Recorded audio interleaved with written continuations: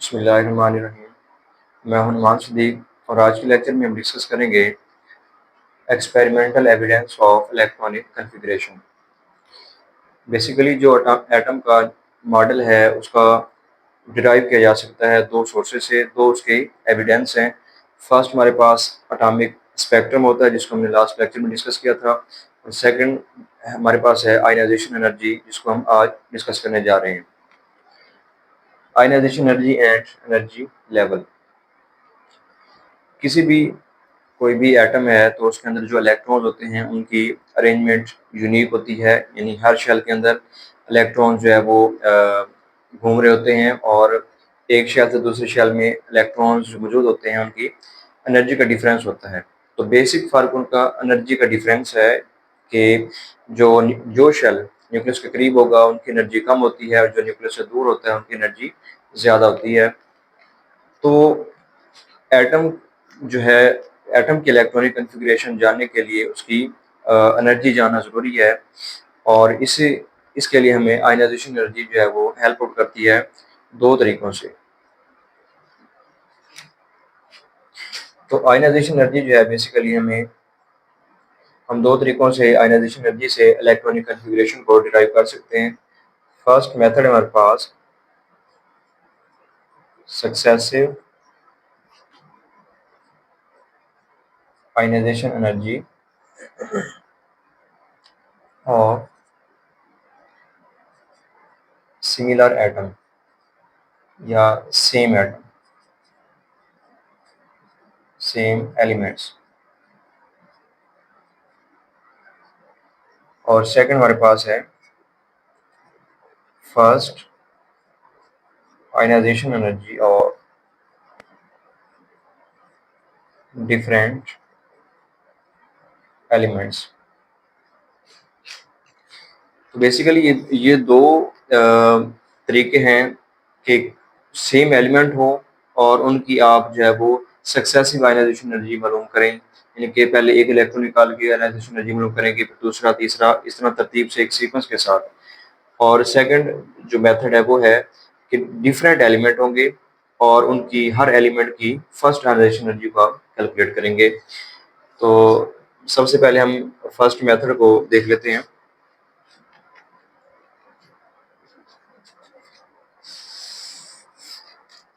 First method हमारे पास, let's suppose कोई element x है। अब इससे जब आप इलेक्ट्रॉन को निकालेंगे तो जब एक इलेक्ट्रॉन यहाँ से निकलेगा तो इसके ऊपर +1 चार्ज आएगा, और इसकी जो एनर्जी चेंज आएगा इसको डेल्टा एच आई यानी change in enthalpy of ionization energy, और इसको हम फर्स्ट का नाम देंगे क्योंकि अभी हमने एक इलेक्ट्रॉन को यहाँ से निकाला है। अब सेम एटम है और उसका कैटायन जो बना था उसमें से जब हम दूसरा इलेक्ट्रॉन निकालेंगे तो उसके ऊपर 2 पॉजिटिव चार्ज आएगा। तो इसके लिए जो डेल एच होगा इसको हम लिखेंगे I2, यानी सेकंड आयनाइजेशन एनर्जी है। और सेम एटम का जब दो इलेक्ट्रॉन लूज कर चुका है, और जब ये तीसरा इलेक्ट्रॉन लूज करेगा तो इसके लिए डेल्टा एच जो होगा उसको हम लिखेंगे I3, यानी थर्ड आयनाइजेशन एनर्जी। यहाँ पे हम एग्जांपल लेते हैं मैग्नीशियम की।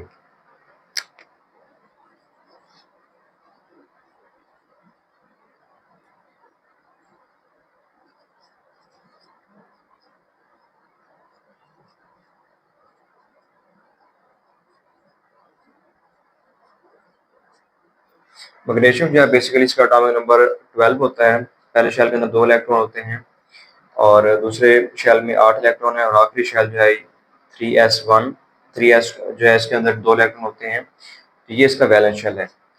तो अब इसमें जब आप इलेक्ट्रॉन निकालते जाएंगे और उसकी एनर्जी की वैल्यू अब देख सकते हैं कि वो किस तरह इंक्रीज कर रही है। ये चूंकि इसका वैलेंस शेल है, अब यहाँ से एक इलेक्ट्रॉन निकलेगा, जब यहाँ से ये 2 इलेक्ट्रॉन निकालेंगे वैलेंस शेल से तो इसके लिए एनर्जी जो है वो लोअर होगी, कम एनर्जी देकर आप उसको या ये इलेक्ट्रॉन निकाल सकते हैं। अब जैसे ही आप जो है इस शेल के अंदर आएँगे, ये इसका सेकंड शेल है। अब इसमें 2 इलेक्ट्रॉन पहले जा चुके हैं, अब तीसरा इलेक्ट्रॉन इस शेल से निकलना है, तो इसके लिए एनर्जी जो है वो ज़्यादा चाहिए होगी, ज़्यादा रिक्वायर होगी। वजह ये है कि ये जो 2 इलेक्ट्रॉन निकल चुके हैं, तो पीछे ये जो शेल है, ये न्यूक्लियस के ज़्यादा करीब होगा और यानी न्यूक्लियस की अट्रैक्शन ज़्यादा है, तो इसलिए यहाँ से फिर इलेक्ट्रॉन निकालने के लिए एनर्जी ज़्यादा चाहिए। तो उसके बाद आप एक सीक्वेंस से निकालते जाएँगे इलेक्ट्रॉन, यानी इसके 8 इलेक्ट्रॉन हैं, तो ये 8 के 8 इलेक्ट्रॉन निकाल लेंगे और उसके बाद जब आएँगे इस शेल के अंदर जो फर्स्ट है इसका, फर्स्ट शेल है, तो इसके लिए जो एनर्जी की वैल्यू होगी वो इन दोनों शेल से ज़्यादा होगी। वजह ये है क्योंकि ये शेल न्यूक्लियस के बिल्कुल करीब होगा। तो इसको जब भी हम इलेक्ट्रॉन को निकालेंगे एक सीक्वेंस के साथ, तो हमें एक ग्राफ हासिल होता है। वो ग्राफ हम आपके सामने है, ये देख सकते हैं। एक्स एक्स के अलोंग जो कि आपका वो नंबर ऑफ इलेक्ट्रॉन्स रिमूव्ड होंगे और वाई एक्स के अलोंग आयनाइजेशन एनर्जी की वैल्यू है। मैग्नीशियम का एटम है, तो इसके टोटल जो है वो 12 इलेक्ट्रॉन होते हैं। लास्ट शेल जो वैलेंस शेल है, 2 इलेक्ट्रॉन होंगे इसके। अब जब ये 2 इलेक्ट्रॉन निकलेंगे वैलेंस शेल वाले, यानी जो इसका थर्ड शेल है, तो इसके लिए एनर्जी की वैल्यू कम चाहिए होगी। थोड़ी एनर्जी देकर आप यहाँ से इलेक्ट्रॉन निकाल सकते हैं। लेकिन जैसे ही आप तीसरा इलेक्ट्रॉन में आएंगे, तो ये एनर्जी की वैल्यू एकदम से जंप करेगी। वजह ये है कि ये जो सेकंड शेल है, ये न्यूक्लियस के ज़्यादा करीब होता है। तो तरतीब के साथ जैसे जैसे इलेक्ट्रॉन निकलते जाएंगे, तो ये सक्सेसिव मैनर में जो एनर्जी है, इसको एनर्जी की वैल्यू बढ़ती जाएगी। तो इसी वजह से इसको सक्सेसिव आयनाइजेशन एनर्जी कहते हैं। तो ये दूसरे शेल में टोटल 8 इलेक्ट्रॉन हैं, तो ये 8 के 8 इलेक्ट्रॉन निकालते जाएंगे आप, तो ये एनर्जी की वैल्यू साथ साथ इंक्रीज करती जाएगी। जैसे ही आप 11वां और 12वां इलेक्ट्रॉन निकालेंगे, जो कि न्यूक्लियस के बिल्कुल करीब है, यानी वेरी फर्स्ट शेल के अंदर होंगे, तो इसके लिए एनर्जी जो है इसमें एक और जंप आएगा। वजह यही होगी क्योंकि ये शेल न्यूक्लियस के ज़्यादा करीब है, न्यूक्लियस की अट्रैक्शन इसके ऊपर ज़्यादा है, तो इसलिए एनर्जी की वैल्यू भी यहाँ पे बहुत ज़्यादा बढ़ जाएगी। तो अब इस डायग्राम से, इस प्लॉट्स ग्राफ से हमें ये चीज़ क्लियर होगी कि जो मैग्नीशियम का न्यूक्लियस है, मैग्नीशियम का जो एटम है, मैग्नीशियम के एटम के अंदर जो है बेसिकली 3 डिफरेंट शेल मौजूद हैं। उसके बाद सेकंड हमारे पास मेथड था, वो था जी डिफरेंट फर्स्ट आयनाइजेशन एनर्जी और डिफरेंट एलिमेंट्स। अब एलिमेंट डिफरेंट होंगे और उनकी आपने फर्स्ट आयनाइजेशन एनर्जी मालूम करनी होगी। आयनाइजेशन एनर्जी जो है बेसिकली एक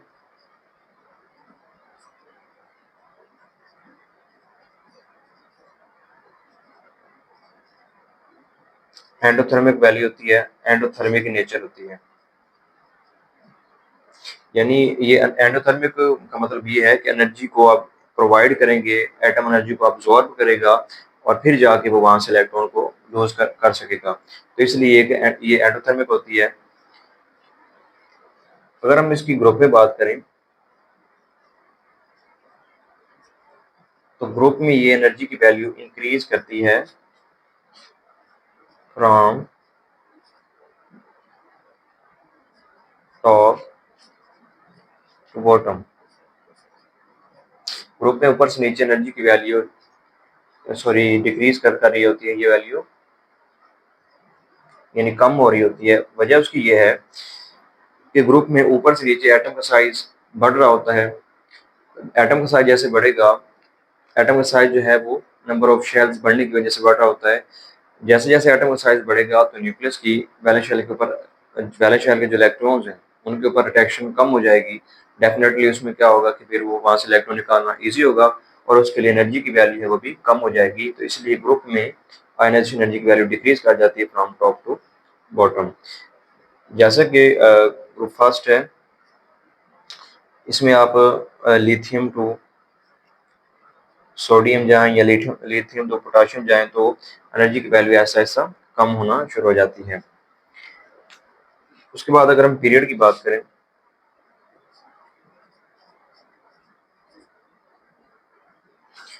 पीरियड में जो एनर्जी की वैल्यू है वो इंक्रीज कर रही होती है, बढ़ रही होती है, फ्रॉम लेफ्ट राइट, बाएं से दाएं जानब जो एनर्जी की वैल्यू वो बढ़ रही होती है। मिसाल के तौर पर इसमें जो ग्रुप 1 है अल्कली मेटल्स हैं,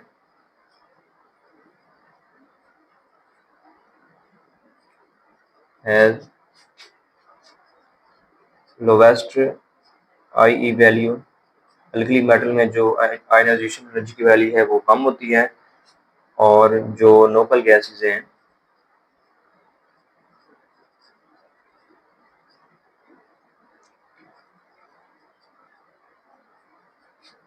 उनकी जो आयनाइजेशन एनर्जी की वैल्यू होती है वो बहुत हाई होती है, बहुत ज़्यादा होती है। अब इसकी रीज़न ये है कि पीरियड के अंदर एटॉमिक नंबर बढ़ रहा होता है, यानी नंबर ऑफ प्रोटॉन बढ़ रहे होते हैं, लेकिन वहाँ पे नंबर ऑफ शेल्स वो कांस्टेंट रहते हैं। शेल जो होते हैं वो कांस्टेंट ही रहते हैं, रिमेन कांस्टेंट। शेल कांस्टेंट रहते हैं, लेकिन इनिशियल पहले वाले शेल के अंदर प्रोटॉन यानी उसमें बढ़ रहे होते हैं, इलेक्ट्रॉन का इजाफा हो रहा होता है, तो न्यूक्लियस की उन इलेक्ट्रॉन्स के ऊपर जो अट्रैक्शन है वो बढ़ रही होती है। और नतीजे के तौर पर क्या होता है कि वहाँ से पीरियड के अंदर जैसे जैसे आप मूव करेंगे, वहाँ से इलेक्ट्रॉन को निकालना जो है वो डिफिकल्ट हो जाएगा, मुश्किल हो जाएगा। इसलिए एनर्जी की वैल्यू ज़्यादा चाहिए होती है वहाँ से इलेक्ट्रॉन को निकालने के लिए।